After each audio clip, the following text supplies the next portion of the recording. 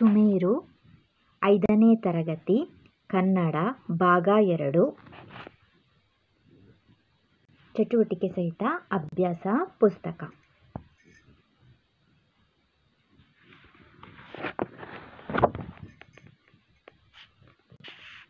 ಐದನೇ ತರಗತಿಗೆ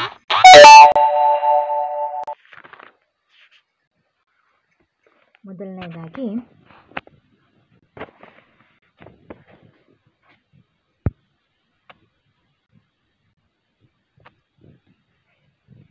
ನಾಮಪದ. ಕೆಳಗಿನ ವಾಕ್ಯಗಳನ್ನು ಹಾಗೆಯೇ ಬರೆದು ಅಡಿಗೆರೆ ಹಾಕಿದ ಪದಗಳನ್ನು ಪಟ್ಟಿ ಮಾಡಿರಿ. ಕಾವೇರಿ ನದಿಯು ತಲಕಾಡಿನಲ್ಲಿ ಹುಟ್ಟುತ್ತದೆ. ಕಾವೇರಿ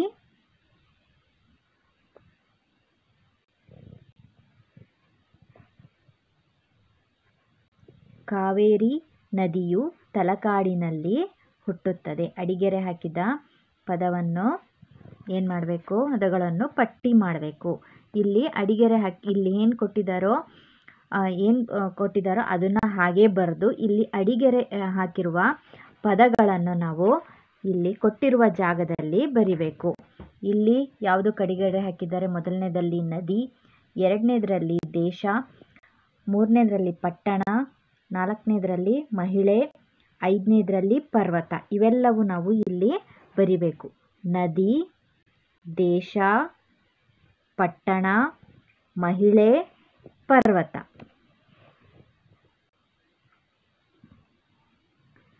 ಈ ಪದಗಳು ಏನೆಂಬುದನ್ನು ಶಿಕ್ಷಕರೊಂದಿಗೆ ಚರ್ಚಿಸಿ. ಇವೆಲ್ಲವೂ ಏನು? ಇವೆಲ್ಲವೂ ನಾಮಪದಗಳು. ನದಿ, ದೇಶ, ಪಟ್ಟಣ, ಮಹಿಳೆ, ಪರ್ವತ ಇವೆಲ್ಲವೂ ನಾಮಪದಗಳು. ಹೇಳುತ್ತಾ ಬರೆಯಿರಿ. ಕಾಶಿಯಲ್ಲಿ ಗಂಗಾ ನದಿ ಹರಿಯುತ್ತದೆ. ಇದನ್ನು ಹೇಳುತ್ತಾ ಇಲ್ಲಿ ಕೊಟ್ಟಿರುವ ಜಾಗದಲ್ಲಿ ಅದನ್ನೇ ಬರಿಬೇಕು. ಭಾರತ ಅಭಿವೃದ್ಧಿಶೀಲ ದೇಶವಾಗಿದೆ. ಭಾರತದ ಮಹಿಳಾ ವಿಜ್ಞಾನಿ ಅನ್ನಾಮಣಿ. ಅದನ್ನೇ ನೋಡಿಕೊಂಡು ಕೆಳಗಡೆ ಲೈನಲ್ಲಿ ಬರಿತಾ ಹೋಗಬೇಕು. ಬೆಂಗಳೂರು ನಗರವನ್ನು ಸಿಲಿಕಾನ್ ನಗರವೆಂದು ಕರೆಯುತ್ತಾರೆ. ದಾಸಶ್ರೇಷ್ಠರಲ್ಲಿ ಕನಕದಾಸರು ಒಬ್ಬರು. ಇದನ್ನೇ ನೋಡ್ಕೊಂಡು ಇಲ್ಲಿ ಬರಿಬೇಕು. ಮೇಲಿನ ವಾಕ್ಯಗಳನ್ನು ಗಮನಿಸಿರಿ. ಅಡಿಗೆರೆ ಹಾಕಿದ ಪದಗಳನ್ನು ಬರೆಯಿರಿ. ಅದೇ ರೀತಿ ಅಡಿಗೆರೆ ಹಾಕಿದ ಪದಗಳನ್ನು ಮೇಲಿರುವ ವಾಕ್ಯಗಳಲ್ಲಿ ಅಡಿಗೆರೆ ಹಾಕಿರುವ ಪದಗಳನ್ನು ಆರಿಸಿ ಇಲ್ಲಿ ಬರಿಬೇಕು. ಯಾವುದಕ್ಕೆ? ಮೊದಲನೇದರಲ್ಲಿ ಗಂಗಾ ನದಿ, ಭಾರತ, ಅನ್ನಾಮಣಿ, ಬೆಂಗಳೂರು, ಕನಕದಾಸ. ಈ ಎಲ್ಲ ಪದಗಳಿಗೂ ಅಲ್ಲಿ ಅಡಿಗೆರೆಯನ್ನು ಹಾಕಿದ್ರು. ಹಾಗಾಗಿ ನಾವು ಇವೆಲ್ಲವನ್ನ ಇಲ್ಲಿ ಬರೆದಿದ್ದೀವಿ. ಈ ಪದಗಳು ಏನೆಂಬುದರ ಬಗ್ಗೆ ಶಿಕ್ಷಕರೊಡನೆ ಚರ್ಚಿಸಿ. ಏನೆಂಬುದು ಅಂದರೆ ಗಂಗಾ, ಇವೆಲ್ಲವೂ ಏನು? ನಾಮಪದಗಳು. ಗಂಗಾ ನದಿ, ಭಾರತ, ಅನ್ನಾಮಣಿ, ಬೆಂಗಳೂರು, ಕನಕದಾಸ ಇವೆಲ್ಲವೂ ನಾಮಪದಗಳು. ಓದುತ್ತಾ ಬರೆದು ಸೂಚಿಸಿದ ಪದಗಳಿಗೆ ವೃತ್ತ ಹಾಕಿರಿ. ಲತಾ ಕಣ್ಣು ಕಾಣದಿದ್ದರೂ ತನ್ನ ಕೆಲಸಗಳನ್ನು ತಾನೇ ಮಾಡುತ್ತಾಳೆ. ರಾಕೇಶನು ಅಪಘಾತದಲ್ಲಿ ಕಾಲು ಕಳೆದುಕೊಂಡು ನಡೆಯಲು ಕಷ್ಟಪಡುತ್ತಾನೆ. ಪರಿಮಳ ಮಾತು ಬಾರದಿದ್ದರೂ ಸನ್ನೆಗಳ ಮೂಲಕ ಅರ್ಥ ಮಾಡಿಕೊಳ್ಳುವಳು. ಹೂ ಮಾರುವವಳನ್ನು ಹೂವಾಡಗಿತ್ತಿ ಎನ್ನುವರು. ನೆನ್ನೆ ನಮ್ಮ ಮನೆಯಲ್ಲಿನ ಹಾವು ಹಿಡಿಯಲು ಹಾವಾಡಿಗನು ಬಂದಿದ್ದನು.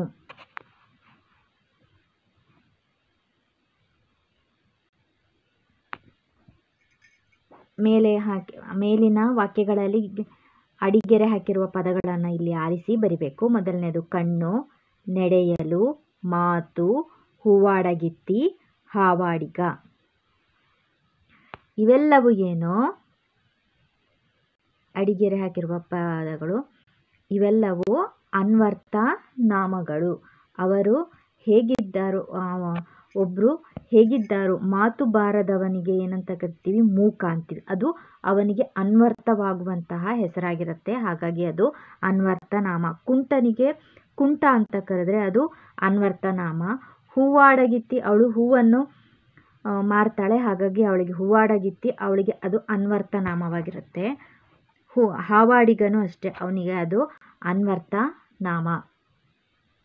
ನದಿ, ಬೆಟ್ಟ, ದೇಶ, ಪಟ್ಟಣ ಇವೆಲ್ಲವೂ ರೂಢಿಯಿಂದ ಬಂದಂತಹ ಪದಗಳು. ಹಾಗಾಗಿ ಅವುಗಳೆಲ್ಲವೂ ರೂಢನಾಮ.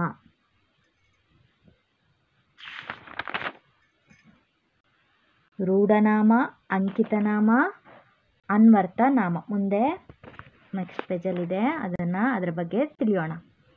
ಮಾದರಿಯಂತೆ ವಿಂಗಡಿಸಿ ಬರೆಯಿರಿ. ರೂಢನಾಮ, ಅಂಕಿತನಾಮಗಳು, ಅನ್ವರ್ಥನಾಮಗಳು. ಮಾದರಿ, ಬಸ್ಸು ಇವೆಲ್ಲ ಏನು? ಬಣ್ಣ, ಬೆಟ್ಟ, ಮಣ್ಣು, ನದಿ ಇವೆಲ್ಲವೂ ರೂಢಿಯಿಂದ ಬಂದಂತಹ ಪದಗಳು.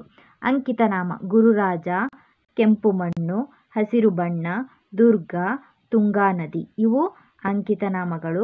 ಅನ್ವರ್ಥನಾಮಗಳು, ರೋಗಿ, ಶಿಕ್ಷಕಿ, ಬಳೆಗಾರ, ಚಮ್ಮಾರ, ಯೋಗಿ ಇವೆಲ್ಲವೂ ಅನ್ವರ್ಥನಾಮಗಳು.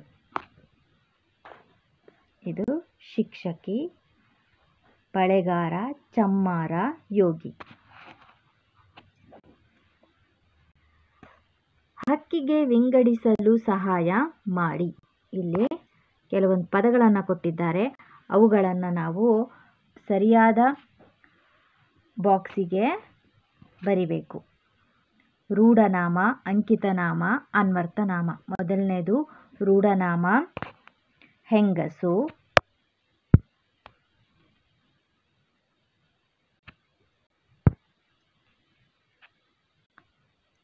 ಹೆಂಗಸು, ನದಿ, ದೇಶ, ಪರ್ವತ. ಅಂಕಿತನಾಮ, ಕನಕದಾಸ, ತುಂಗಾ ನದಿ, ನೇಪಾಳ, ಮುಳ್ಳಯ್ಯನಗಿರಿ. ಅನ್ವರ್ಥನಾಮ, ಕುರುಡ, ಮೂಗ, ಹಾವಾಡಿಗ, ಹೂವಾಡಗಿತ್ತಿ ಇವು ಅನ್ವರ್ಥನಾಮ. ಅವರು ಇರುವಂತಹ ರೀತಿ ಮತ್ತು ಅವರು ಮಾಡುವ ಉದ್ಯೋಗವನ್ನು ಸೂಚಿಸುವಂತೆ ಅವರಿಗೆ ಅನ್ವರ್ಥವಾಗುವಂತೆ ಹೇಳೋದು ಅನ್ವರ್ಥನಾಮ. ಕೆಳಗಿನ ಪ್ರಶ್ನೆಗಳಿಗೆ ಉತ್ತರಿಸಿ. ನಿಮಗೆ ತಿಳಿದಿರುವ ಊರುಗಳ ಹೆಸರುಗಳನ್ನು ಬರೆಯಿರಿ. ಊರುಗಳ ಹೆಸರು, ನಿಮಗೆ ತಿಳಿದಿರುವಂತಹ ಊರುಗಳ ಹೆಸರನ್ನು ಬರೆಯಿರಿ. ಕಾರವಾರ, ಉಡುಪಿ, ಮಂಗಳೂರು, ಮೈಸೂರು, ಹಾಸನ, ತರೀಕೆರೆ.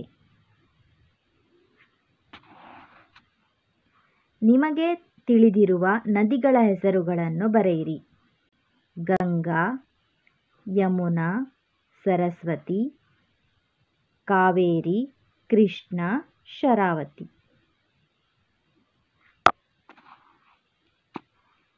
ನಿಮಗೆ ತಿಳಿದಿರುವ ವಸ್ತುಗಳ ಹೆಸರುಗಳನ್ನು ಬರೆಯಿರಿ. ಪೆನ್ನು, ಪುಸ್ತಕ, ಗಡಿಯಾರ, ಮೇಜು, ಲೋಟ, ದೋಣಿ.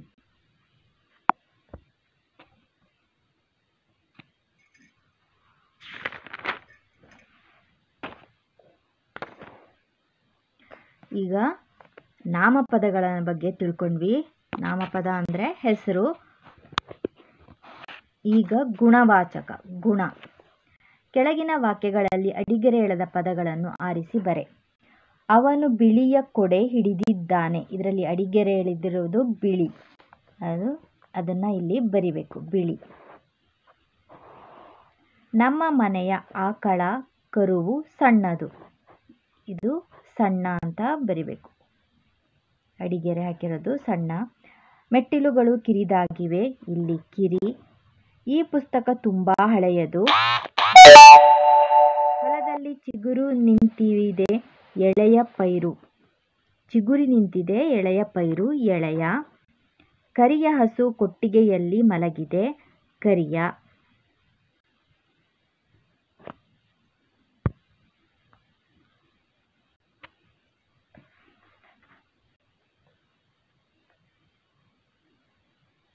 ಬಿಳಿ, ಸಣ್ಣ, ಕಿರಿ, ಹಳೆಯ, ಎಳೆಯ, ಕರಿಯ, ಕಿರಿದು, ಸಿಹಿ, ಹಳದಿ, ದೊಡ್ಡವಳು. ಇವೆಲ್ಲವೂ ಇಲ್ಲಿ ಅಡಿಗೆರೆ ಆಗಿರುವಂತಹ ಪದಗಳು. ಇವೆಲ್ಲವೂ ಏನು, ಇಲ್ಲಿರುವಂತಹ ನಾಮಪದದ ಅಥವಾ ಯಾವ್ರ ಬಗ್ಗೆ ನಾವು ಹೇಳ್ತಿದ್ವೋ ಕರ್ಮಪದದ ಗುಣವನ್ನು ಹೇಳ್ತಾ ಇದೆ. ಅದು ಕಿರಿದಾಗಿದೆಯೋ, ದೊಡ್ಡದಾಗಿದೆಯೋ, ಬಿಳಿ ಇದೆಯೋ, ಕರಿ ಇದೆಯೋ, ಯಾವ ಬಣ್ಣದಲ್ಲಿದೆ, ಯಾವ ರುಚಿಯನ್ನು ಹೊಂದಿದೆ ಅನ್ನೋದು ಹೇಳೋದು ಗುಣವಾಚಕ. ಅದರ ಗುಣವನ್ನು ಹೇಳುವುದು ಗುಣವಾಚಕ.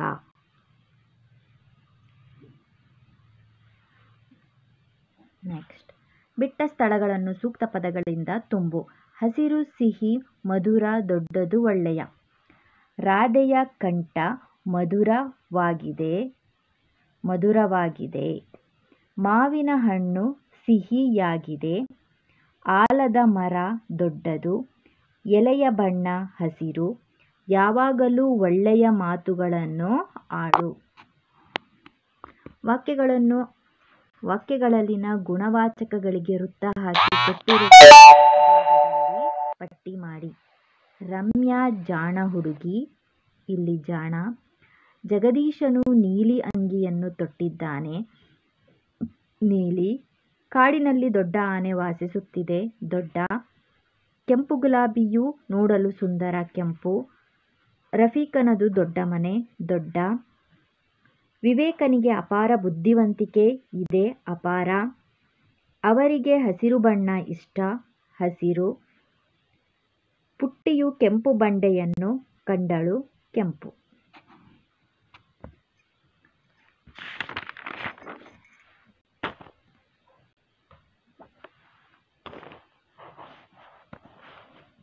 ಮಾದರಿಯಂತೆ ಕೊಟ್ಟಿರುವ ಪದಗಳಿಗೆ ಜೋಡಿ ನುಡಿಗಳನ್ನು ಬರೆಯಿರಿ. ಬೆಟ್ಟ, ಮಾದರಿ. ಬೆಟ್ಟ, ಬೆಟ್ಟಗುಡ್ಡ. ಕೆರೆ, ಕಟ್ಟೆ. ಕಸ, ರಸ. ಕಾಳು, ಗೀಳು. ಮನೆ, ಮಠ. ಗುಡುಗು, ಸಿಡಿಲು. ಮುತ್ತು, ರತ್ನ. ದವಸ, ಧಾನ್ಯ. ಮಾನ, ಮರ್ಯಾದೆ. ಇವೆಲ್ಲವೂ ಏನು? ಜೋಡಿ ನುಡಿಗಳು. ಕೆಳಗೆ ಕೊಟ್ಟ ಚೌಕದಲ್ಲಿನ ಅಕ್ಷರಗಳಿಂದ ವೃತ್ತಿಗಳ ಹೆಸರುಗಳನ್ನು ಪಟ್ಟಿ ಮಾಡಿ.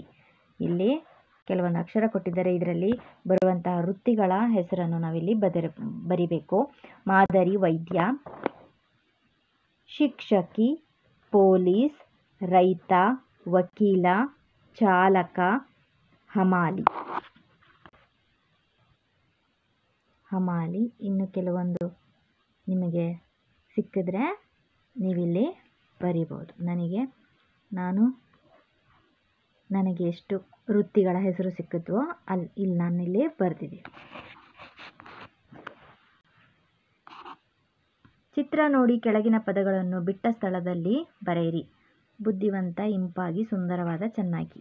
ಪಲ್ಲವಿ, ಚೆನ್ನಾಗಿ ನೃತ್ಯ ಮಾಡುತ್ತಾಳೆ. ಕೋಗಿಲೆ ಇಂಪಾಗಿ ಹಾಡುತ್ತದೆ. ಮೋಹನ ಬಹಳ ಬುದ್ಧಿವಂತ ವಿದ್ಯಾರ್ಥಿ. ನವಿಲು ಸುಂದರವಾದ ಪಕ್ಷಿ.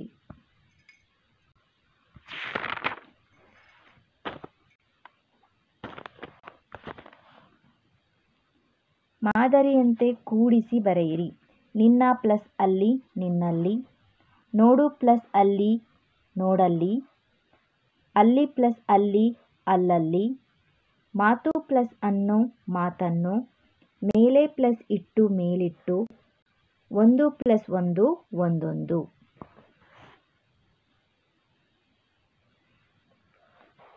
ಮಾದರಿಯಂತೆ ಬಿಡಿಸಿ ಬರೆಯಿರಿ. ಕಾಡಿಗೆ, ಕಾಡು ಪ್ಲಸ್ ಇಗೆ. ಊರನ್ನು, ಊರು ಪ್ಲಸ್ ಅನ್ನು.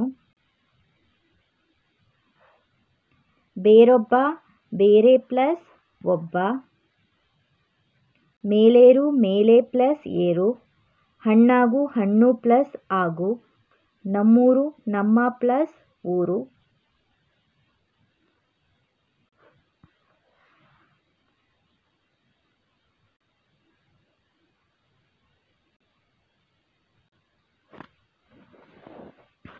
ಕೆಳಗಿನ ವಾಕ್ಯಗಳಲ್ಲಿ ಅಡಿಗೆರೆ ಎಳೆದ ಪದಗಳನ್ನು ಬಿಡಿಸಿ ಬರೆಯಿರಿ. ಇವುಗಳನ್ನು ನಾವು ಬಿಡಿಸಿ ಬರೆಯಬೇಕು. ಊರ ಜನರು ಕೆರೆಯನ್ನು ಸ್ವಚ್ಛಗೊಳಿಸಿದರು. ಕೆರೆ ಪ್ಲಸ್ ಅನ್ನು.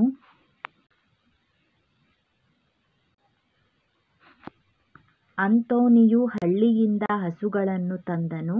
ಹಳ್ಳಿ ಪ್ಲಸ್ ಇಂದ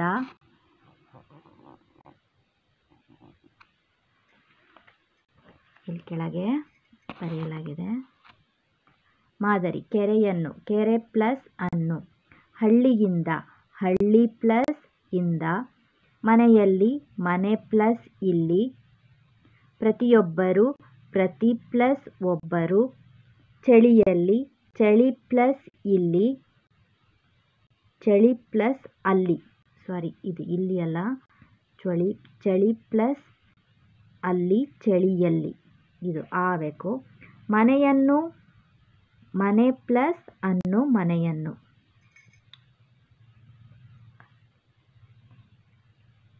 ಇದು ಅಷ್ಟೇ, ಈ ಅಲ್ಲ, ಇದು ಆಗಬೇಕು. ಮನೆ ಪ್ಲಸ್ ಅಲ್ಲಿ, ಮನೆಯಲ್ಲಿ. ಇದು ಆ ಮಾಡ್ಕೊಳ್ಳಿ. ಇವೆರಡು ಆಗಬೇಕು.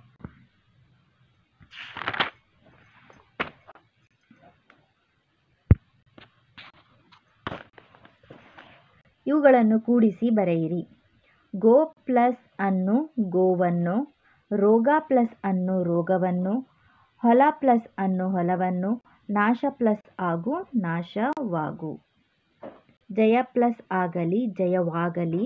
ಹಣ ಪ್ಲಸ್ ಇಲ್ಲದೆ, ಹಣ ಇಲ್ಲದೆ. ಹೊಂದಿಸಿ ಬರೆಯಿರಿ. ಪ್ರತಿ ಪ್ಲಸ್ ಒಬ್ಬ, ಪ್ರತಿಯೊಬ್ಬ. ಗಿರಿ ಪ್ಲಸ್ ಅನ್ನು, ಗಿರಿಯನ್ನು. ನಿಜ ಪ್ಲಸ್ ಆಗಿ, ನಿಜವಾಗಿ. ತೃಪ್ತಿ ಪ್ಲಸ್ ಇಂದ, ತೃಪ್ತಿಯಿಂದ. ನೆಲ ಪ್ಲಸ್ ಅನ್ನು, ನೆಲವನ್ನು. ಹೂ ಪ್ಲಸ್ ಇಂದ, ಹೂನಿಂದ.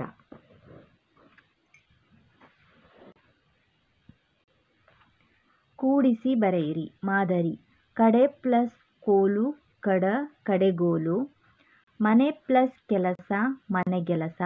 ನಾವಿಲ್ಲಿ ಯಾವುದಕ್ಕೆ ಕಾ ಬಂದಾಗ ಯಾವ ಅಕ್ಷರ ಬರುತ್ತೆ? ಗ ಬರುತ್ತೆ. ಕಚಟತಬಗಳಿಗೆ ಗಜಡದಬ ಬರುತ್ತೆ. ಕಾನ ಬದಲಾಗಿ ಗ ಬರುತ್ತೆ. ಚಾನ ಬದಲಾಗಿ ಕಚಟತಪ, ಚಾನ ಬದಲಾಗಿ ಜ ಬರುತ್ತೆ. ಮನೆ ಪ್ಲಸ್ ಕೆಲಸ, ಮನೆ ಗೆಲಸ ಆಗತ್ತೆ. ಬಂಡೆ ಪ್ಲಸ್ ಕಲ್ಲು, ಬಂಡೆಗಲ್ಲು. ಕಣ್ ಪ್ಲಸ್ ಕಟ್ಟು, ಕಣ್ಗಟ್ಟು. ಎಲ್ಲ ಕಾ ಹೋಗಿ ಎಲ್ಲದಕ್ಕೂ ಗಾ ಬರ್ತಾ ಹೋಗುತ್ತೆ. ಮೈ ಪ್ಲಸ್ ತೊಳೆ, ಮೈದೊಳೆ. ತಾ ಬಂದರೆ ದಾ ಬರುತ್ತೆ. ಮೈ ಪ್ಲಸ್ ತೊಳೆ, ಮೈದೊಳೆ. ತಾಗೆ ದಾ. ತಲೆ ಪ್ಲಸ್ ತೂಗು, ತಲೆದೂಗು. ಇಲ್ಲಿ ತಾ ಬಂದರೆ ಇದು ದು. ತೋ ಇದೆ, ಇದು ದೋ ಆಗಿದೆ, ದೋ ಆಗತ್ತೆ. ಬೆಟ್ಟ ಪ್ಲಸ್ ತಾವರೆ, ಬೆಟ್ಟದಾವರೆ. ತಾಗೆ ದಾ. ಕಚಟತಬಗಳಿಗೆ ಗಜಡದಬ. ಕಣ್ ಪ್ಲಸ್ ಪನಿ, ಕಂಬನಿ. ಪಾಗೆ ಬಾ ಬರುತ್ತೆ. ಪಾ ಇದ್ರೆ ಬಾ ಬರುತ್ತೆ. ಮೈ ಪ್ಲಸ್ ತುಂಬಿ, ಮೈ ದುಂಬಿ. ತೂ ಇದೆ, ಅದಕ್ಕೆ ಇಲ್ಲಿ ದು ಬಂತು. ಮೈ ದುಂಬಿ. ಯಾವ ಹೂವಿಗೆ ಯಾವ ಮೊಟ್ಟೆ?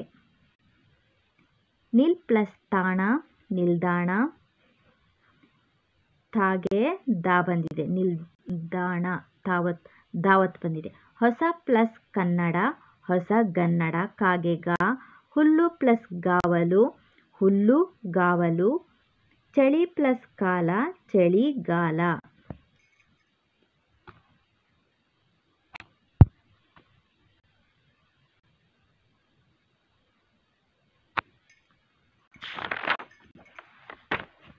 ಲೇಖನ ಚಿಹ್ನೆ.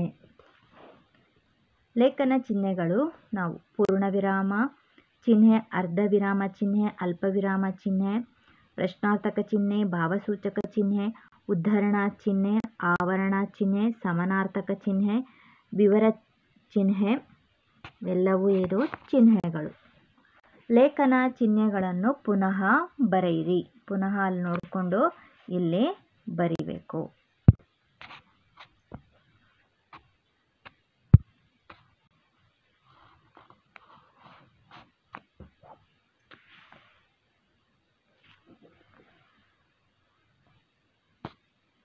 ಪೂರ್ಣವಿರಾಮ, ಅಲ್ಪವಿರಾಮ, ಅರ್ಧವಿರಾಮ, ಪ್ರಶ್ನಾರ್ಥಕ, ಭಾವಸೂಚಕ, ಉದ್ಧರಣ, ಆವರಣ ಚಿಹ್ನೆ, ಸಮಾನಾರ್ಥಕ, ವಿವರ ಚಿಹ್ನೆ ಅವನ್ನೇ ನೋಡ್ಕೊಂಡು ಇಲ್ಲಿ ಬರೀಬೇಕು.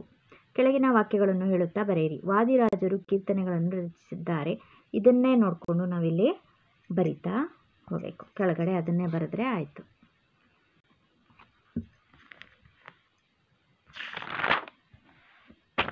ಇದು ಅಷ್ಟೇ, ಅದನ್ನೇ ನೋಡ್ಕೊಂಡು ಕೆಳಗಡೆ ಬರಿಬೇಕು. ಇವೆಲ್ಲವೂ ಅಷ್ಟೇ, ಇಲ್ಲಿ ಬರೆದಿರೋದನ್ನೇ ನೋಡುತ್ತಾ ಕೆಳಗಡೆ ಬರಿಬೇಕು.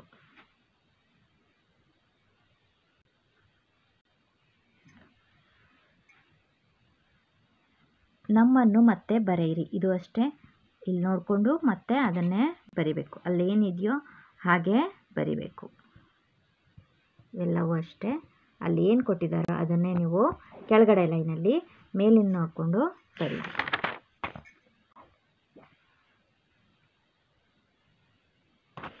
ಅಕ್ಬರ್ ಬೀರ್ಬಲ್.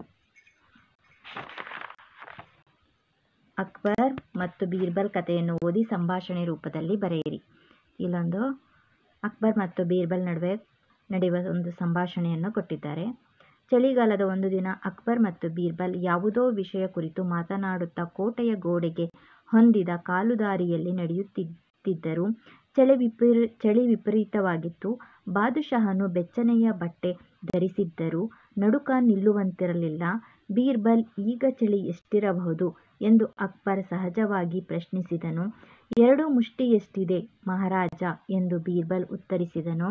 ಬೀರ್ಬಲನ ಮಾತು ಕೇಳಿ ಅಕ್ಬರನಿಗೆ ಸೋಜಿಗವಾಯಿತು. 2 ಮುಷ್ಟಿ ಹೇಗೆ, ನೀನೇನು ಅದನ್ನು ಅಳೆದು ನೋಡಿರುವೆಯಾ ಎಂದು ಬಾದುಷಾ ಆಶ್ಚರ್ಯದಿಂದ ಕೇಳಿದ.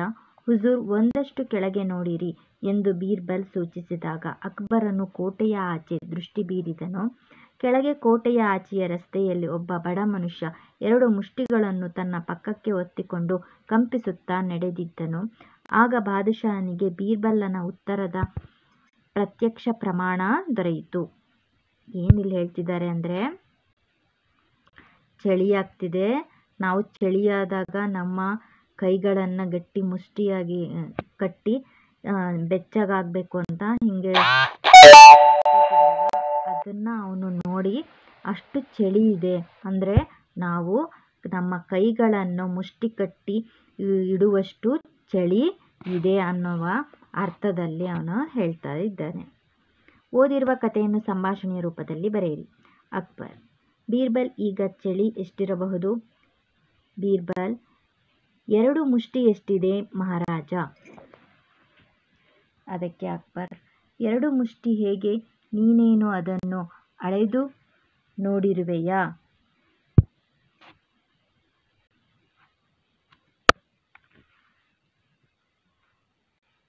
ಈಗ ಬೀರ್ಬಲ್: ಹುಜೂರ್, ಒಂದಷ್ಟು ಕೆಳಗೆ ನೋಡಿರಿ. ಆ ಬಡ ಮನುಷ್ಯ 2 ಮುಷ್ಟಿಗಳನ್ನು ತನ್ನ ಪಕ್ಕಕ್ಕೆ ಒತ್ತಿಕೊಂಡು ಕಂಪಿಸುತ್ತಾ ನಡೆದಿದ್ದನು. ನೋಡಿ, ನೀನು ಹೀಗೆ ಹೇಳಿದೆಯಾ? ನಡೆದಿದ್ದನ್ನು ನೋಡಿ ನೀನು ಹೀಗೆ ಹೇಳಿದೆಯಾ? ಬೀರ್ಬಲ್: ಹೌದು. ಅಕ್ಬರ್: ಈಗ ತಿಳಿಯಿತು 2 ಮುಷ್ಟಿ ಚಳಿ ಇದೆ ಎಂದು.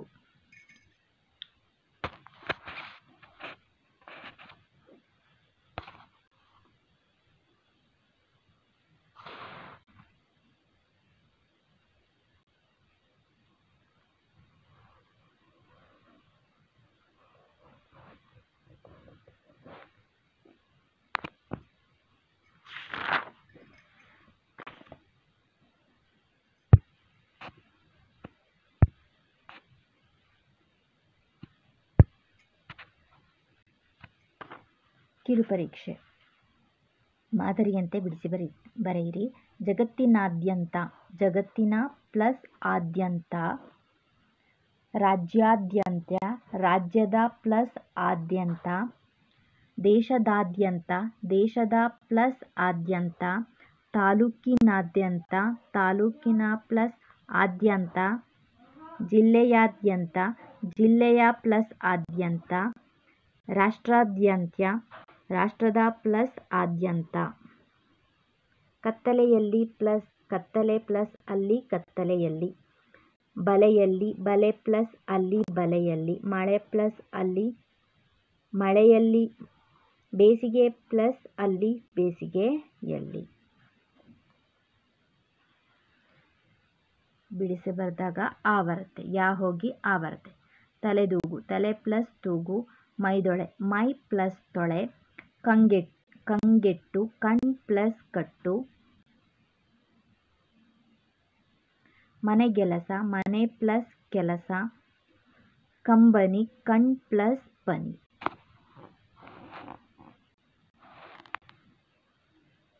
ಕೆಳಗಿನ ಚಿಹ್ನೆಗಳನ್ನು ಗಮನಿಸಿ ಅವುಗಳ ಹೆಸರು ಬರೆಯಿರಿ. ಇದು ಅರ್ಧವಿರಾಮ ಚಿಹ್ನೆ, ಸಮಾನಾರ್ಥಕ ಚಿಹ್ನೆ, ಆವರಣ ಚಿಹ್ನೆ, ಪ್ರಶ್ನಾರ್ಥಕ ಚಿಹ್ನೆ, ಭಾವಸೂಚಕ ಚಿಹ್ನೆ. ಕೆಳಗಿನ ವಾಕ್ಯಗಳಿಗೆ ಸೂಕ್ತ ಲೇಖನ ಚಿಹ್ನೆಗಳನ್ನು ಬರೆಯಿರಿ. ಸುರೇಶನು ಶಾಲೆಗೆ ಬಂದನು. Full stop. ಅಶೋಕನು ಹಲವು ರಾಜ್ಯಗಳನ್ನು ಗೆದ್ದು ಕಳಿಂಗದ ಮೇಲೆ ದಾಳಿ ಮಾಡಿದ. ಅಶೋಕನು ಹಲವು ರಾಜ್ಯಗಳನ್ನು ಗೆದ್ದು, ಕಳಿಂಗದ ಮೇಲೆ ದಾಳಿ ಮಾಡಿದ. Full stop. Abdul Anthony Changappa ಊರಿಗೆ ಹೊರಟರು. ಅಬ್ದುಲ್, ಅಂತೋನಿ, ಚಂಗಪ್ಪ ಊರಿಗೆ ಹೊರಟರು. Full stop.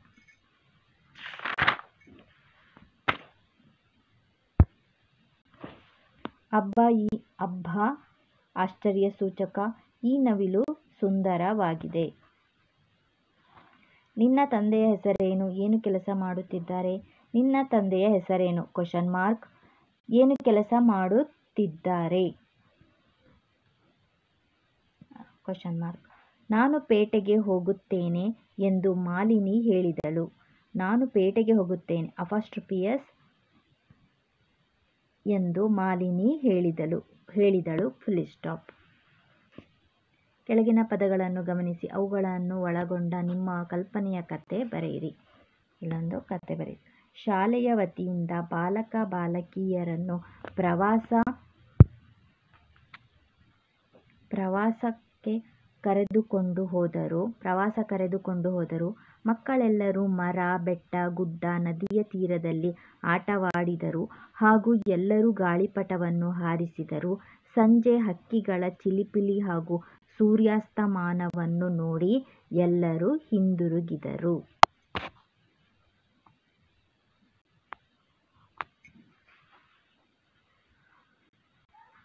ಗಮನಿಸಿದ್ದನ್ನು ಬರೆಯಿರಿ. ನನ್ನ ದೇಶ ಭಾರತ. ಭಾರತ ದೇಶ ಒಂದು ವಿಶಾಲ ಜಾತ್ಯತೀತ ರಾಷ್ಟ್ರವಾಗಿದೆ. ನನ್ನ ದೇಶವು ವಿವಿಧತೆಯಲ್ಲಿ ಏಕತೆಯನ್ನು ಹೊಂದಿದೆ. ನನ್ನ ಶಾಲೆ ಎಂದರೆ ನನಗೆ ಬಹಳ ಪ್ರೀತಿ. ನನ್ನ ಶಾಲೆಯ ಮುಂದೆ ಧ್ವಜಸ್ತಂಭ ಇದೆ. ಆಟದ ಮೈದಾನವಿದೆ. ಶಾಲೆಯ ಸುತ್ತಲೂ ಹೂವಿನ ಗಿಡಗಳಿವೆ. ನನ್ನ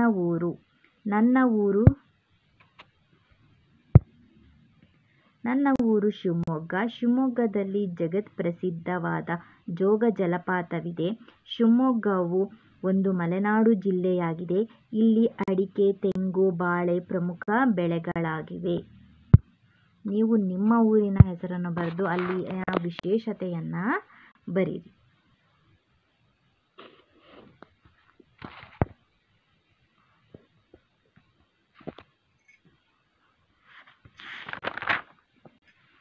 ವಿಭಕ್ತಿ ಪ್ರತ್ಯಯ.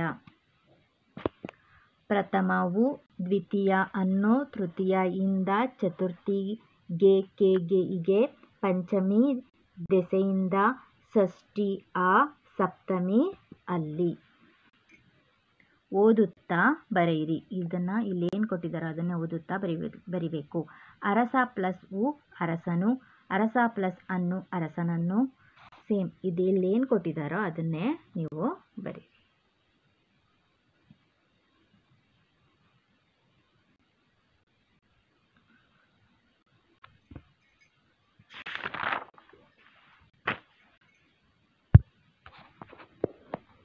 ಮಾದರಿಯಂತೆ ವಿಭಕ್ತಿ ಪ್ರತ್ಯಯಗಳನ್ನು ಬರೆಯಿರಿ. ವಿಭಕ್ತಿ ಪ್ರತ್ಯಯವನ್ನ ಬರಿಬೇಕು.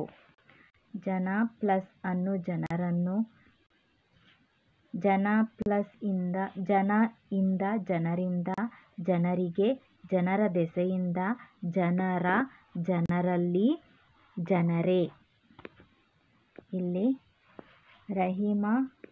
ರಹೀಮನನ್ನು, ರಹೀಮನಿಂದ, ರಹೀಮನಿಗೆ, ರಹೀಮನ ದೆಸೆಯಿಂದ, ರಹೀಮನ, ರಹೀಮನಲ್ಲಿ, ರಹಿಮನೆ ರಹಿಮನೆ.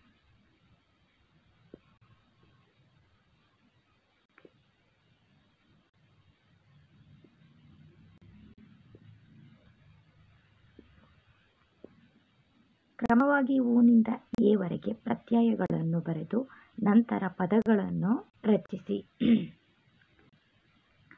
ಶಾಲೆಯು, ಶಾಲೆಯನ್ನು, ಶಾಲೆಯಿಂದ, ಶಾಲೆಗೆ, ಶಾಲೆಯ ದೆಸೆಯಿಂದ, ಶಾಲೆಯ, ಶಾಲೆಯಲ್ಲಿ, ಶಾಲೆಯೇ. ವಾಕ್ಯಗಳನ್ನು ನಕಲು ಮಾಡಿರಿ. ಇಲ್ಲಿ ಕೊಟ್ಟಿರುವಂತಹ ವಾಕ್ಯಗಳನ್ನು ಅಲ್ಲೇನು ಬರ್ತಿದ್ದಾರೋ ಅದೇ ರೀತಿ ಬರಿಬೇಕು.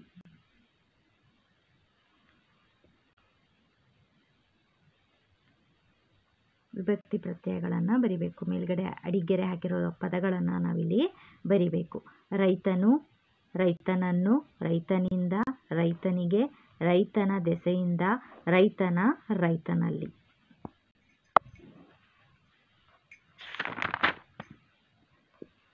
ಇಲ್ಲಿ ಚಿತ್ರ ಬರೆಯಿರಿ.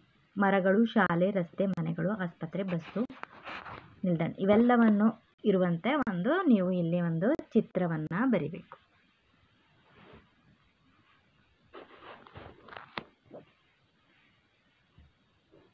ಕೆಳಗಿನ ವಾಕ್ಯಗಳಲ್ಲಿ ವಿಭಕ್ತಿ ಪ್ರತ್ಯಯಗಳಿಗೆ ಅಡಿಗೆರೆ ಎಳೆಯಿರಿ.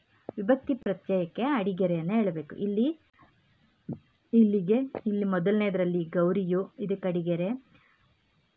ಕರೀಮನನ್ನು, ರೈತನಿಂದ, ಅರಸನಿಗೆ, ಜನರ ದೆಸೆಯಿಂದ, ರಾಣಿಯ, ಆಡಂನಲ್ಲಿ ಇವೆಲ್ಲವಕ್ಕೂ ಅಡಿಗೆರೆಯನ್ನು ಎಳಿಬೇಕು. ಮಾದರಿಯಂತೆ ಬರೆಯಿರಿ. ಮಾದರಿ. ಮೇರಿಯು, ಮೇರಿಯನ್ನು, ಮೇರಿಯಿಂದ, ಮೇರಿಗೆ, ಮೇರಿಯ ದೆಸೆಯಿಂದ, ಮೇರಿಯ, ಮೇರಿಯಲ್ಲಿ, ಮೇರಿಯೇ.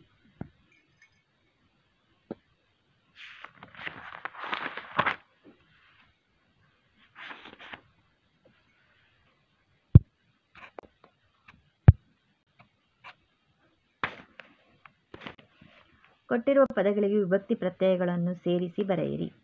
ಹುಡುಗವು ಪ್ರಥಮ ವಿಭಕ್ತಿ, ಹುಡುಗನನ್ನು ಅನ್ನು ದ್ವಿತೀಯ ವಿಭಕ್ತಿ, ಹುಡುಗನಿಂದ ಇಂದ ತೃತೀಯ ವಿಭಕ್ತಿ, ಹುಡುಗನಿಗೆ ಚತುರ್ಥಿ, ಹುಡುಗನ ದೆಸೆಯಿಂದ ಪಂಚಮಿ, ಹುಡುಗನ ಆ ಷಷ್ಠಿ, ಹುಡುಗನಲ್ಲಿ ಅಲ್ಲಿ ಸಪ್ತಮಿ.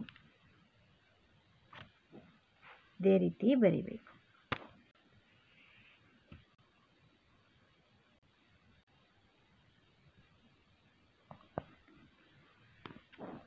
ಇದು ಸೇಮ್ ಅದೇ ರೀತಿ ಬರಿಬೇಕು. ಪುಸ್ತಕ ಪ್ಲಸ್ ಪುಸ್ತಕವು ಪ್ರಥಮ, ಪುಸ್ತಕವನ್ನು ಅನ್ನು ದ್ವಿತೀಯ. ಅದೇ ರೀತಿ ಮೇಲ್ಬರ್ದಾಗೆ ಬರಿಬೇಕು. ಪುಸ್ತಕದಿಂದ, ಪುಸ್ತಕಕ್ಕೆ, ಪುಸ್ತಕದ ದೆಸೆಯಿಂದ, ಪುಸ್ತಕದಲ್ಲಿ ಅದು ಯಾವ ವಿಭಕ್ತಿ ಅನ್ನೋದನ್ನು ಬರಿಬೇಕು.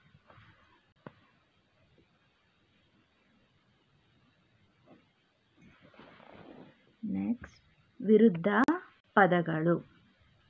ಓದುತ್ತಾ ನಕಲು ಮಾಡಿ. ಇಲ್ಲಿ ಕೊಟ್ಟಿರೋದನ್ನೇ ಓದುತ್ತಾ ಇಲ್ಲಿ ಬರಿಬೇಕು. ಶುಭ, ಅಶುಭ, ಜಯ, ಅಪಜಯ, ಆಸಕ್ತಿ, ನಿರಾಸಕ್ತಿ, ವಿವೇಕ, ಅವಿವೇಕ, ಸಹನೆ, ಅಸಹನೆ, ಸಾಧಾರಣ, ಅಸಾಧಾರಣ, ಆಚಾರ, ಅನಾಚಾರ, ಸ್ವಾಭಾವಿಕ, ಅಸ್ವಾಭಾವಿಕ, ಧರ್ಮ, ಅಧರ್ಮ, ನಂಬಿಕೆ, ಅಪನಂಬಿಕೆ, ಲಾಭ, ನಷ್ಟ. ಆಕಾರ ಸೇರಿಸಿ ಪದ ಬರೆಯಿರಿ. ಅಂದರೆ ಆಕಾರ ಸೇರಿದ್ರೆ ಅದರ ವಿರುದ್ಧ ಪದವಾಗುತ್ತೆ ಈ ಪದಗಳಿಗೆ. ಶುದ್ಧ, ಅಶುದ್ಧ, ಶಾಂತಿ, ಅಶಾಂತಿ, ಸಮಾನ, ಅಸಮಾನ, ಸ್ಪಷ್ಟ, ಅಸ್ಪಷ್ಟ, ಶಕ್ತ, ಅಶಕ್ತ, ಪ್ರದಕ್ಷಿಣೆ, ಅಪ್ರದಕ್ಷಿಣೆ.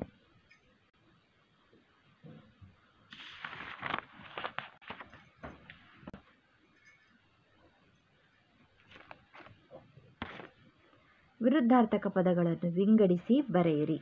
ಇಲ್ಲಿ ವಿರುದ್ಧಾರ್ಥಕ ಪದ ಇದೆ. ಈ ನವಿಲಿನ ಕಣ್ಣುಗಳಲ್ಲಿ ಅದರ ಎಲ್ಲ ಇದರಲ್ಲಿ ನವಿಲ್ಗರಿಯ ಕಣ್ಣುಗಳಲ್ಲಿ ವಿರುದ್ಧಾರ್ಥಕ ಪದ ಇದೆ. ಅವುಗಳನ್ನು ನಾವು ಜೋಡಿಸಿ ಬರಿಬೇಕು. ದೂರ, ಹತ್ತಿರ, ಹಿರಿಯ, ಕಿರಿಯ, ಜಾಣ, ದಡ್ಡ, ನೀತಿ, ಅನೀತಿ, ಒಳಗೆ ಹೊರಗೆ, ಮಿತ್ರ ಶತ್ರು, ಸಿಹಿ ಕಹಿ, ಸುರ ಅಸುರ, ಹಿಂದೆ ಮುಂದೆ, ಬೇಗ ನಿಧಾನ, ಸತ್ಯ ಅಸತ್ಯ, ಚಿಕ್ಕ ದೊಡ್ಡ. ಆ ನವಿಲಿನ ಗರಿಯ ಕಣ್ಣಿನಲ್ಲಿದೆ. ಎಲ್ಲವೂ ಆರಿಸಿ ನಾವು ಇದರಲ್ಲಿ ಸರಿಯಾಗಿ ಹೊಂದಿಸಿ ಬರಿಬೇಕು. ಮೇಲಿನ ವಿರುದ್ಧಾರ್ಥಕ ಪದಗಳನ್ನು ಮಾದರಿಯಂತೆ ನಿಮ್ಮ ಸ್ವಂತ ವಾಕ್ಯಗಳಲ್ಲಿ ಉಪಯೋಗಿಸಿ.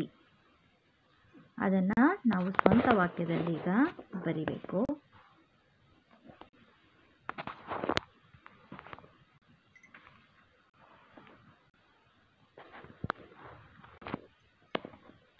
ಉದಾಹರಣೆ ಮಾದರಿ. ನನ್ನ ಶಾಲೆ ದೂರವಿದೆ, ತೋಟ ಹತ್ತಿರವಿದೆ. ಅದೇ ರೀತಿ ಹಿರಿಯರಿಗೆ ಗೌರವಿಸು, ಕಿರಿಯರನ್ನು ಪ್ರೀತಿಯಿಂದ ಕಾಣು.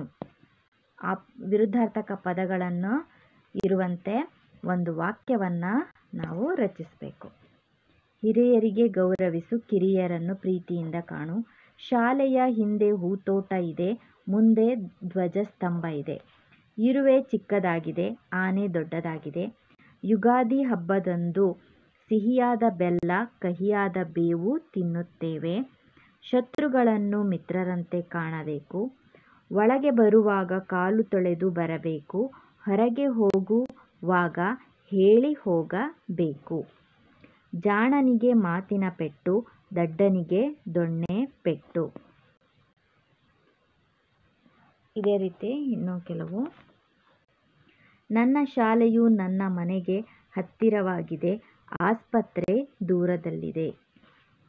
ನೀತಿವಂತನಾಗಿ ಬಾಳು, ಅನೀತಿ ಮಾಡದಿರು. ಮುಂದೆ ಒಂದು ಮಾತು, ಹಿಂದೆ ಒಂದು ಮಾತು ಆಡಬಾರದು.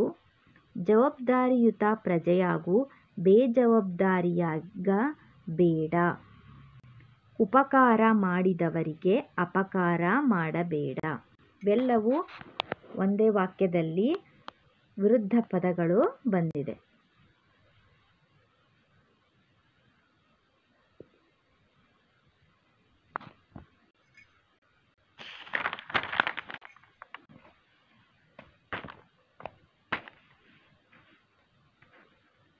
ಮಾದರಿಯಂತೆ ಪ್ರಾಸಪದಗಳನ್ನು ಜೋಡಿಸಿ ಬರೆಯಿರಿ. ಪ್ರಾಸಪದ ಇದೆ, ಇವೆರಡರಲ್ಲೂ ಪ್ರಾಸಪದ ಇದೆ. ಇವೆರಡನ್ನು ಜೋಡಿಸಿ ನಾವಿಲ್ಲಿ ಬರಿಬೇಕು.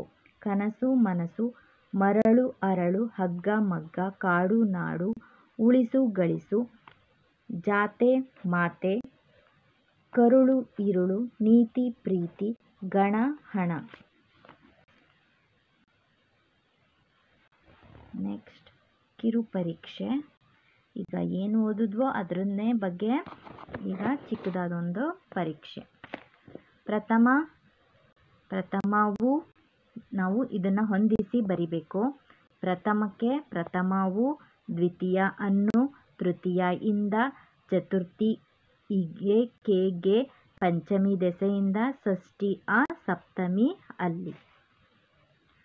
ನಮ್ಮ ಬಗ್ಗೆ ನಿಮಗೆಷ್ಟು ಗೊತ್ತು? ಸೂಕ್ತ ಲೇಖನ ಚಿಹ್ನೆ ಬಳಸಿ ಬರೆಯಿರಿ. ಶಿಕ್ಷಕಿ.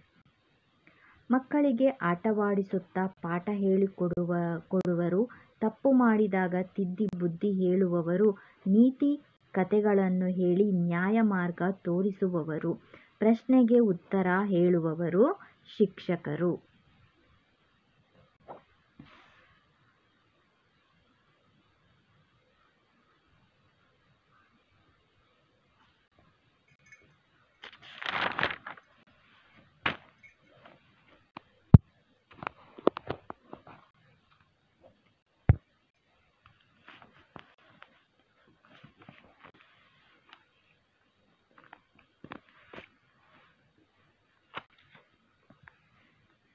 ವೈದ್ಯರನ್ನು ದೇವರೆಂದು ಹೇಳುತ್ತಾರೆ. ವೈದ್ಯರು ರೋಗಿಗಳಿಗೆ ಸರಿಯಾದ ಚಿಕಿತ್ಸೆಯನ್ನು ನೀಡಿ ಅವರು ಇನ್ನೂ ಬದುಕುವಂತೆ ಮಾಡುತ್ತಾರೆ. ಅವರಿಗೆ ಮಾನಸಿಕ ಧೈರ್ಯವನ್ನು ಕೊಡುತ್ತಾರೆ.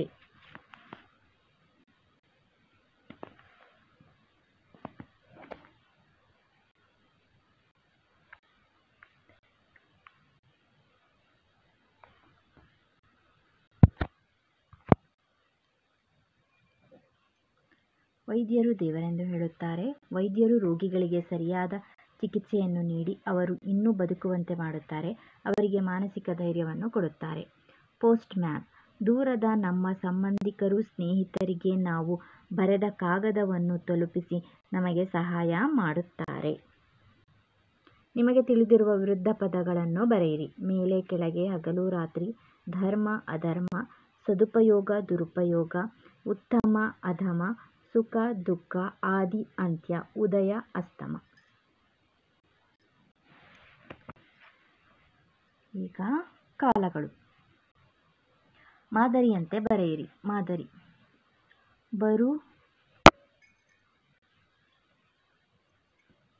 ಬರು ಬಂದನು, ಬರುತ್ತಿದ್ದಾನೆ, ಬರುವನು. ಹೋಗು ಹೋದನು, ಹೋಗುತ್ತಿದ್ದಾನೆ, ಹೋಗುವನು. ತಿಂದ ತಿಂದನು, ತಿನ್ನುತ್ತಿದ್ದಾನೆ, ತಿನ್ನುವನು. ಓಡು ಓಡಿದನು, ಓಡುತ್ತಿದ್ದಾನೆ, ಓಡುವನು. ನೆಗೆ ನೆಗೆದನು, ನಡೆಯುತ್ತಿದ್ದಾನೆ, ನೆಗೆಯುತ್ತಿದ್ದಾನೆ, ನೆಗೆಯುವನು. ಹಾರು ಹಾರಿದನು, ಹಾರುತ್ತಿದ್ದಾನೆ, ಹಾರುವನು. ನುಡಿ ನುಡಿದನು, ನುಡಿಯುತ್ತಿದ್ದಾನೆ, ನುಡಿಯುವನು. ಬಿಟ್ಟ ಸ್ಥಳವನ್ನು ಸೂಕ್ತ ಪದದಿಂದ ಪೂರ್ಣಗೊಳಿಸಿ. ಕಾಲಗಳು. ಕಾಲಗಳು ಯಾವ್ಯಾವು? ಭೂತಕಾಲ, ವರ್ತಮಾನ ಕಾಲ ಹಾಗೂ ಭವಿಷ್ಯ ಕಾಲ. ಇದು ಭೂತಕಾಲ.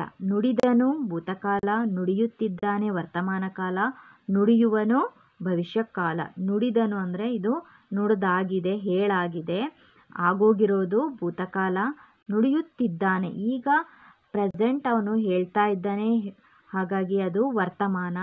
ನುಡಿಯುವನು, ಅವನಿನ್ನೂ ಹೇಳಿಲ್ಲ, ಹೇಳ್ತಾನೆ, ಹೇಳ್ಬಹುದು, ಈಗಲೋ ಆಮೇಲೋ ನಾಳೆನೋ ಹೇಳ್ಬಹುದನೋ, ಅದು ಭವಿಷ್ಯ ಕಾಲ.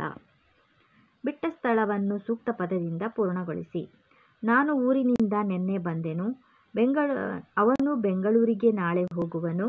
ನೀನು ನಮ್ಮೊಡನೆ ಇರುತ್ತೀಯೋ ಇಲ್ಲವೋ? ಈಗ ತಾನೇ ಒಂದು ಹಾವು ಇತ್ತ ಕಡೆ ಬಂದಿತು. ಮಗು ಆಟವನ್ನು ಆಡುತ್ತಿದೆ. ನಮ್ಮ ಶಿಕ್ಷಕಿ ನಾಳೆ ಶಾಲೆಗೆ ಬರುವರು.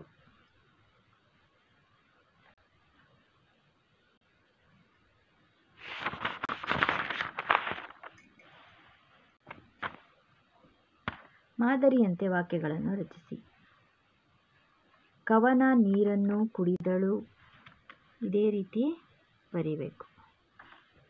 ಕವನ ನೀರನ್ನು ಕುಡಿದಳು, ಕುಡಿಯುತ್ತಿದ್ದಾಳೆ, ಕುಡಿಯುವಳು.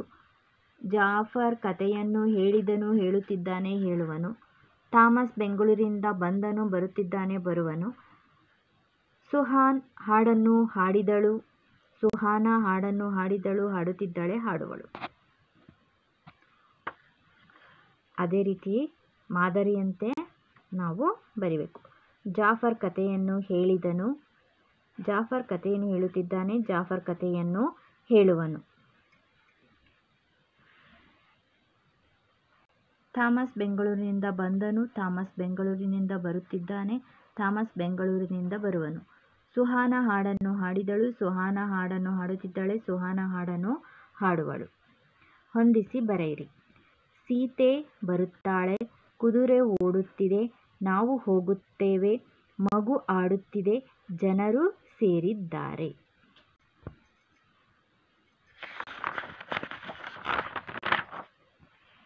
ವಿಂಗಡಿಸಿ ಬರೆಯಿರಿ. ವಿಂಗಡಿಸಿ ಭೂತಕಾಲ, ಭವಿಷ್ಯಕಾಲ ಮತ್ತು ವರ್ತಮಾನ ಕಾಲ ಪದಗಳು ಇಲ್ಲಿದೆ. ಇದನ್ನು ನಾವು ಆರಿಸಿ ಇಲ್ಲಿ ನಾವು ಬರಿಬೇಕು. ಮೊದಲನೇದು ಭೂತಕಾಲ, ಇದು ವರ್ತಮಾನ ಕಾಲ, ಇದು ಭವಿಷ್ಯತ್ ಕಾಲ. ಹೇಳಿದ, ಹೇಳುತ್ತಿದ್ದ, ಹೇಳುವನು. ಮಾಡಿದರು, ಮಾಡುತ್ತಿದ್ದಾರೆ, ಮಾಡಿದರು. ಹುಡುಕಿದ, ಹುಡುಕುತ್ತಿದ್ದರ, ಹುಡುಕುವನು. ಬದುಕಿದಳು, ಬದುಕುತ್ತಿದ್ದಾಳೆ, ಬದುಕುವಳು. ಓಡಿದಳು, ಓಡುತ್ತಿದ್ದಾಳೆ, ಓಡುವಳು. ಇದು ಭೂತಕಾಲ, ಇದು ವರ್ತಮಾನ ಕಾಲ, ಇದು ಭವಿಷ್ಯತ್ ಕಾಲ. ಕೆಳಗಿನ ಕುರಿತು ಭೂತ, ವರ್ತಮಾನ ಮತ್ತು ಭವಿಷ್ಯತ್ ಕಾಲಗಳಲ್ಲಿ ವಾಕ್ಯಗಳನ್ನು ಬರೆಯಿರಿ. ನನ್ನ ಮನೆ. ನನ್ನ ಹಳೆಯ ಮನೆಯಲ್ಲಿ ನಾನು ನಾಯಿ ಸಾಕಿದ್ದೆನೋ? ನನ್ನ ಹೊಸ ಮನೆಯ ಕಿಟಕಿ ಹತ್ತಿರ ಹಕ್ಕಿ ಗೂಡು ಕಟ್ಟುತ್ತಿದೆ. ನಾಳೆ ನನ್ನ ಹೊಸ ಮನೆಗೆ ಹೋಗುವೆನು. ಸಾಕಿದ್ದೆನು ಭೂತಕಾಲ, ಗೂಡು ಕಟ್ಟುತ್ತಿದೆ ವರ್ತಮಾನ, ಹೋಗುವೆನು ಭವಿಷ್ಯ. ಪ್ರತಿಭಾ ಕಾರಂಜಿ. ಕಳೆದ ವರ್ಷ ಪ್ರತಿಭಾ ಕಾರಂಜಿಯಲ್ಲಿ ನಾನು ಪ್ರಥಮ ಪ್ರಶಸ್ತಿ ಪಡೆದೆನು ಭೂತಕಾಲ. ಈ ವರ್ಷದ ಪ್ರತಿಭಾ ಕಾರಂಜಿಯಲ್ಲಿ ಭಾಗವಹಿಸುತ್ತಿದ್ದೇನೆ ವರ್ತಮಾನ ಕಾಲ. ಮುಂದಿನ ವರ್ಷದ ಪ್ರತಿಭಾ ಕಾರಂಜಿಯಲ್ಲಿ ಭಾಗವಹಿಸುವೆನು, ಇದು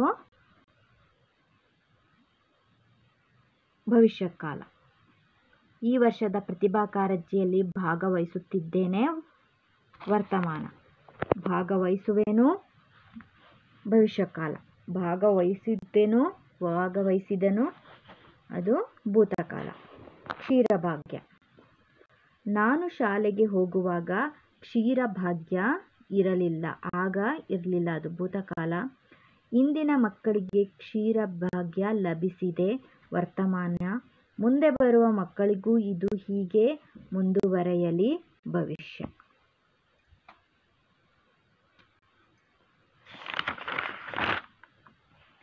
ಸಮಾನಾರ್ಥಕ ಪದಗಳು. ಇವರು ನನ್ನ ಗೆಳೆಯರು, ಇವುಗಳನ್ನು ಹೇಳುತ್ತಾ ಬರೆಯಿರಿ. ಧರಿಸು, ಉಡು, ತೊಡು ಇವೆಲ್ಲವೂ ಒಂದೇ ಅರ್ಥವನ್ನು ಕೊಡುವಂತಹ ಪದಗಳು.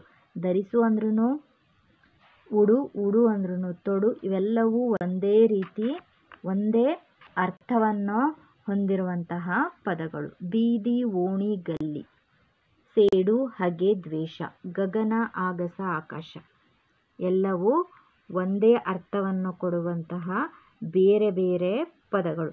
ಮೇಲಿನಂತೆ ನಮಗೂ ಗೆಳೆಯರು ಹುಡುಕಿ ಕೊಡಿ, ನಮ್ಮನ್ನು ಒಟ್ಟಾಗಿ ಬರೆಯಿರಿ. ಮಾದರಿ. ತಾರೆ, ಚುಕ್ಕಿ, ನಕ್ಷತ್ರ. ಚುಕ್ಕಿ ಅಂದ್ರೂ ನಕ್ಷತ್ರ, ತಾರೆ ಅಂದ್ರೂ ನಕ್ಷತ್ರ. ಇದರಲ್ಲಿ ಧರೆ, ಭೂಮಿ, ಇಳೆ, ಮಂದಿರ, ಗುಡಿ, ದೇವಾಲಯ. ದಾಹ, ನೀರಡಿಕೆ, ಬಾಯಾರಿಕೆ. ಮೋಸ, ವಂಚನೆ, ಕಪಟ.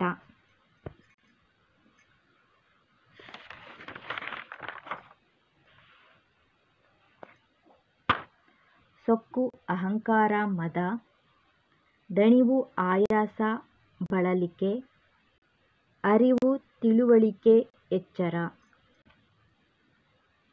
ತಿಳುವಳಿಕೆ, ಜ್ಞಾನ. ಇದು ಎಚ್ಚರ ಅಲ್ಲ, ಅರಿವು, ತಿಳುವಳಿಕೆ, ಜ್ಞಾನ ಆಗಬೇಕು.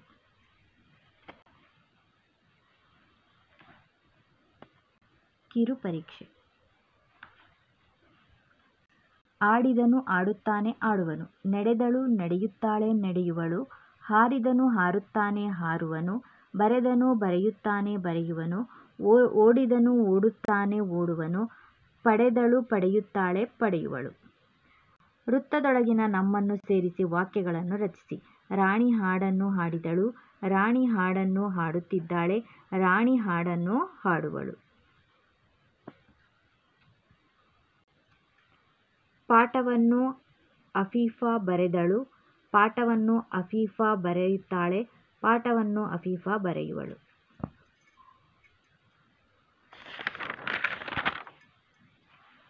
ಇದೇ ರೀತಿ ಇಲ್ಲೂ ಹಾಗೆ ಬರಿಬೇಕು. ಪಿಂಟು ಮೈಸೂರಿಗೆ ಹೋದನು. ಪಿಂಟು ಮೈಸೂರಿಗೆ ಹೋಗುತ್ತಿದ್ದಾನೆ. ಪಿಂಟೋ ಮೈಸೂರಿಗೆ ಹೋಗುವನು. ಪಿಂಟೋ.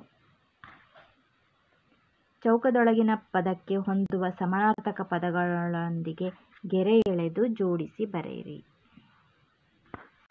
ಆಶ್ಚರ್ಯ, ಅಚ್ಚರಿ, ವಿಸ್ಮಯ, ಬೆರಗು. ಸುಳಿವು, ಕುರುಹು, ಗುರುತು. ಕಸುಬು, ಕೆಲಸ, ಉದ್ಯೋಗ. ಆಪತ್ತು, ಅಪಾಯ, ವಿಪತ್ತು, ತೊಂದರೆ. ಕೆಳಗಿನವುಗಳಿಗೆ 2 ಸಮಾನ ಅರ್ಥ ಕೊಡುವ ಪದಗಳನ್ನು ಬರೆಯಿರಿ. ಪಾಲಕ, ಒಡೆಯ. ದೊರೆ, ಪೋಷಕ.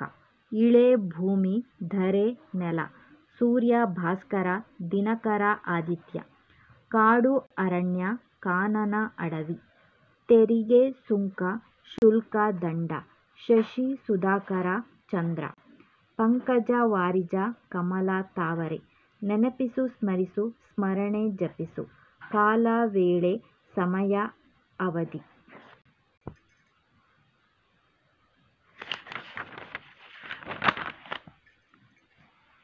ವಾಕ್ಯಗಳು. ಇವುಗಳನ್ನು ಕೂಡಿಸಿ ಬರಿಬೇಕು. ಅವನು ಚಿತ್ರವನ್ನು ಬರೆದನು, ಅವಳು ಚಿತ್ರವನ್ನು ಬರೆಯುತ್ತಿದ್ದಾಳೆ. ಅವರು ಬೆಟ್ಟವನ್ನು ಹತ್ತುವರು, ಇವರು ಬೆಟ್ಟವನ್ನು ನೋಡುವರು, ಎಲ್ಲರೂ ಬೆಟ್ಟವನ್ನು ಇಳಿಯುತ್ತಿದ್ದಾರೆ. ಇವನು ನಾಟಕದಲ್ಲಿ ನಟಿಸುತ್ತಿದ್ದಾನೆ, ಇವಳು ನಾಟಕದಲ್ಲಿ ನಟಿಸುವಳು.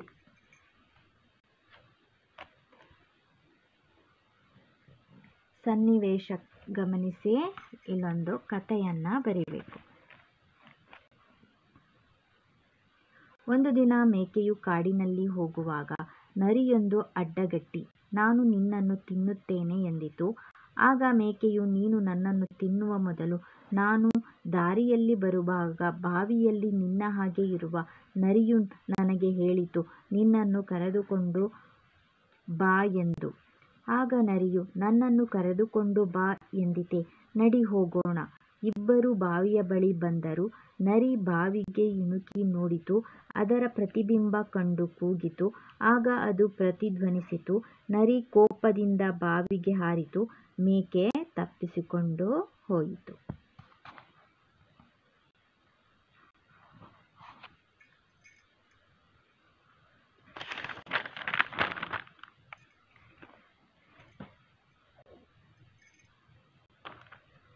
ಈ ಕಥೆಯನ್ನು ಓದಿ ಪ್ರಶ್ನೆಗೆ ಉತ್ತರವನ್ನು ಬರೀಬೇಕು.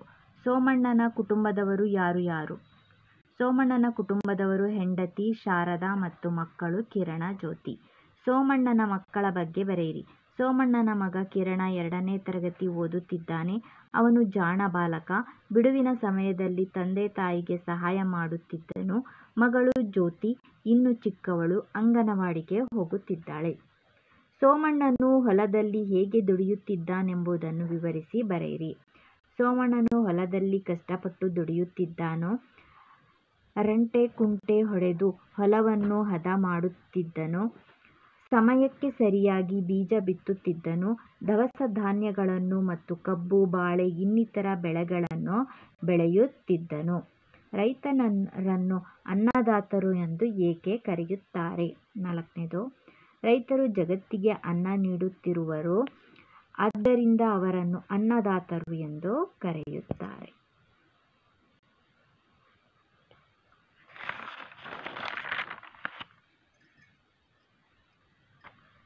ಕೆಳಗಿನ ಸನ್ನಿವೇಶವನ್ನು ಗಮನಿಸಿ ಚಿತ್ರದಲ್ಲಿ ಕಾಣುವ ಫಲಕಗಳಿಗೆ ಸೂಚನೆಗಳನ್ನು ಪಟ್ಟಿ ಮಾಡಿ.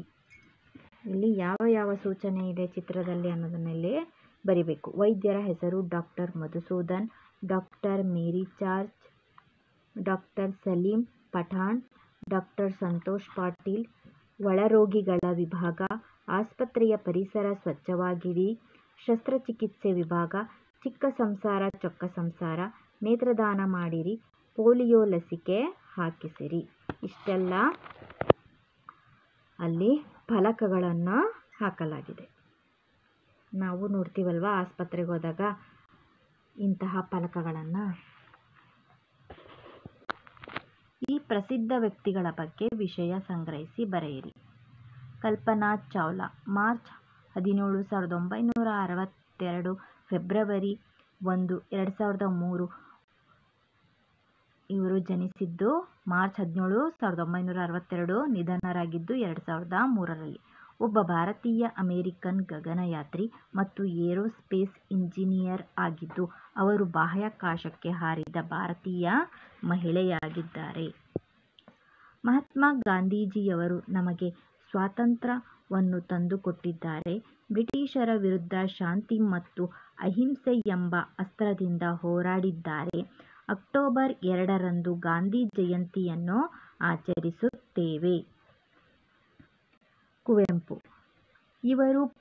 ಇವರ ಪೂರ್ಣ ಹೆಸರು ಕುಪ್ಪಳ್ಳಿ ವೆಂಕಟಪ್ಪ ಪುಟ್ಟಪ್ಪ. ಕುವೆಂಪು ಇವರ ಕಾವ್ಯನಾಮ. ಇವರು ಸಣ್ಣ ಕಥೆ, ಕವಿತೆ, ಕಾದಂಬರಿ, ನಾಟಕ, ವಿಮರ್ಶೆ, ಆತ್ಮಕಥೆ, ಜೀವನ ಚರಿತ್ರೆ, ಮಹಾಕಾವ್ಯಗಳನ್ನು ರಚಿಸಿದ್ದಾರೆ. ಇವರನ್ನು ರಾಷ್ಟ್ರಕವಿ ಎನ್ನುವರು.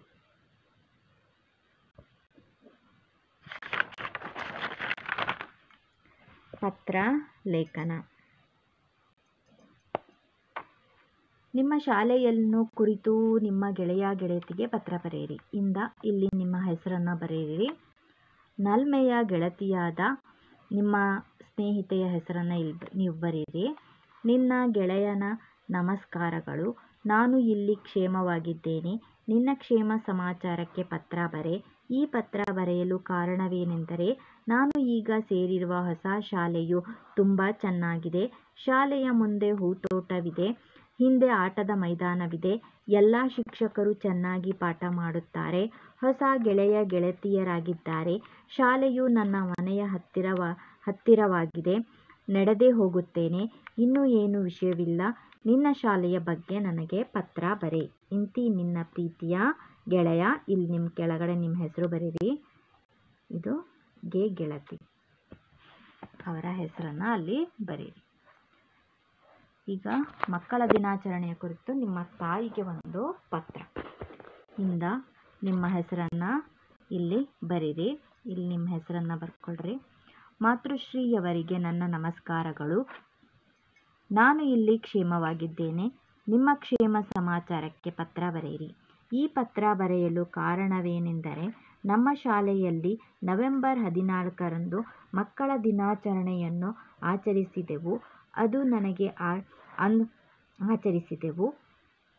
ಅಂದು ನನಗೆ ಆಟದಲ್ಲಿ ಗೆದ್ದಿದ್ದಕ್ಕೆ ಪ್ರಶಸ್ತಿಯನ್ನು ಕೊಟ್ಟರು. ನಾನು ಭಾಷಣವನ್ನು ಸಹ ಮಾಡಿದೆ. ಎಲ್ಲರೂ ನನಗೆ ಚಪ್ಪಾಳೆ ಹೊಡೆದರು. ನನಗೆ ಬಹಳ ಸಂತೋಷವಾಯಿತು. ಇನ್ನೂ ಏನು ವಿಷಯವಿಲ್ಲ. ನಿಮ್ಮ ಪತ್ರಕ್ಕಾಗಿ ಕಾಯುತ್ತಿರುತ್ತೇನೆ. ಇಂತಿ ನಿಮ್ಮ ಪ್ರೀತಿಯ. ನಿಮ್ಮ ಹೆಸರನ್ನು ಬರೀರಿ.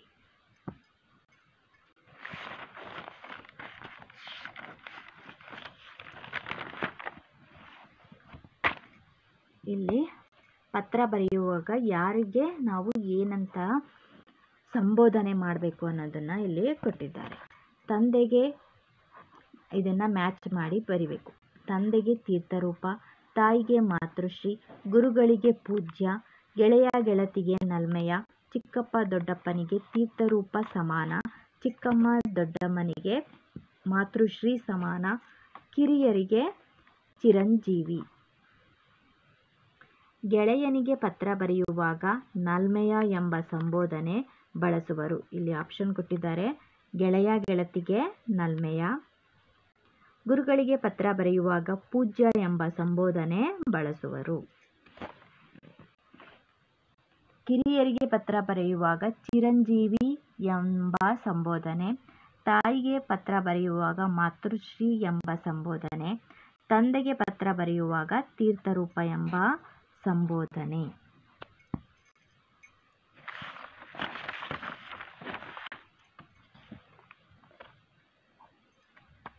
ನಮ್ಮನ್ನು ಓದುತ್ತಾ ಬರೆಯಿರಿ. ಇಲ್ಲಿ ಹೇಗಿದೆಯೋ ಅದನ್ನೇ ನೋಡಿಕೊಂಡು ಬರಿಬೇಕು. ಓದ್ಕೊಂತ ಬರಿಬೇಕು. ಇವೆಲ್ಲವೂ ಏನು? ಜೋಡಿ ನುಡಿಗಳು. ಮಾದರಿಯಂತೆ ಮೇಲಿನ ಪದಗಳಿಗೆ ವಾಕ್ಯ ರಚಿಸಿ. ಕಾಡಿನ ಜನರು ಗೆಡ್ಡೆ ಗೆಣಸನ್ನು ಆಹಾರವಾಗಿ ಬಳಸುತ್ತಿದ್ದರು. ದೇವರಿಗೆ ಹಣ್ಣು ಹಂಪಲುಗಳನ್ನು ಅರ್ಪಿಸುತ್ತಾರೆ. ಅರಮನೆಯಲ್ಲಿ ಆಳು ಕಾಳುಗಳಿರುತ್ತಾರೆ. ಹಿಂದಿನ ಕಾಲದಲ್ಲಿ ಜನರು ಕಾಡು ಮೇಡು ಅಲೆಯುತ್ತಿದ್ದರು. ಜೀವನದಲ್ಲಿ ಏಳು ಬೀಳು ಸಹಜವಾಗಿದೆ. ಸೈನಿಕರು ಹಗಲು ರಾತ್ರಿ ಎನ್ನದೆ ದೇಶ ಕಾಯುತ್ತಾರೆ. ಶಿಕ್ಷಕರು ಪೋಷಕರೊಂದಿಗೆ ಮಾತುಕತೆ ನಡೆಸಿದರು. ಕೆಳಗಿನ ಚಿತ್ರ ಗಮನಿಸಿ ಪುಟ್ಟ ಕವನವನ್ನು ಬರೆಯಿರಿ. ನಾನು ನದಿಯನ್ನು ದಾಟಲು ಹೊರಟೆ ದೋಣಿಯಲ್ಲಿ.